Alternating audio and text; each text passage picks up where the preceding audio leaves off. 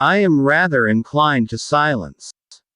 Upon the subject of education, not presuming to dictate any plan or system respecting it, I can only say that I view it as the most important subject which we, as a people, can be engaged in. Allow the President to invade a neighboring nation whenever he shall deem it necessary to repel an invasion, and you allow him to do so whenever he may choose to say he deems it necessary for such purpose, and you allow him to make war at pleasure. We here highly resolve that these dead shall not have died in vain, that this nation, under God, shall have a new birth of freedom, and that government of the people, by the people, for the people, shall not perish from the earth.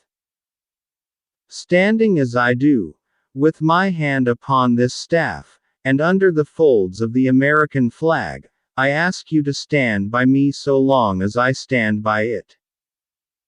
Never stir up litigation.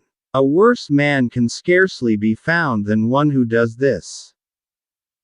Let reverence for the laws be breathed by every American mother to the lisping babe that prattles on her lap.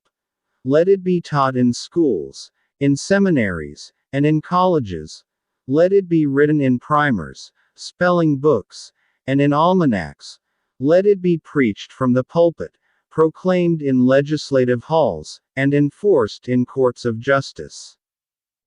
I have always hated slavery, I think, as much as any abolitionist. I have been an old line Whig. I have always hated it, but I have always been quiet about it until this new era of the introduction of the Nebraska bill began. It is a great piece of folly to attempt to make anything out of my early life. It is rather for us here dedicated to the great task remaining before us, that from these honored dead we take increased devotion to that cause for which they gave the last full measure of devotion. Nothing new here, except my marrying, which to me is a matter of profound wonder. I was losing interest in politics, when the repeal of the Missouri Compromise aroused me again.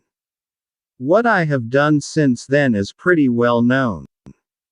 Knavery and flattery are blood relations. The point, the power to hurt, of all figures lies in the truthfulness of their application.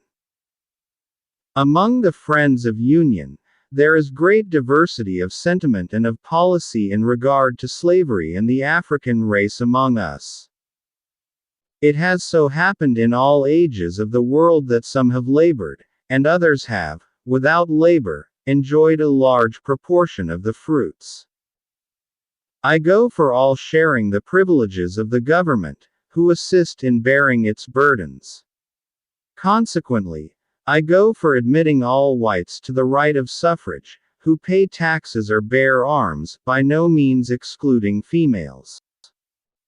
The mystic cords of memory, stretching from every battlefield and patriot grave to every living heart and hearthstone, all over this broad land, will yet swell the chorus of the Union, when again touched, as surely they will be, by the angels of our nature.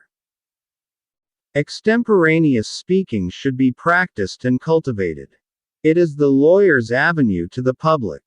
However able and faithful he may be in other respects, people are slow to bring him business if he cannot make a speech.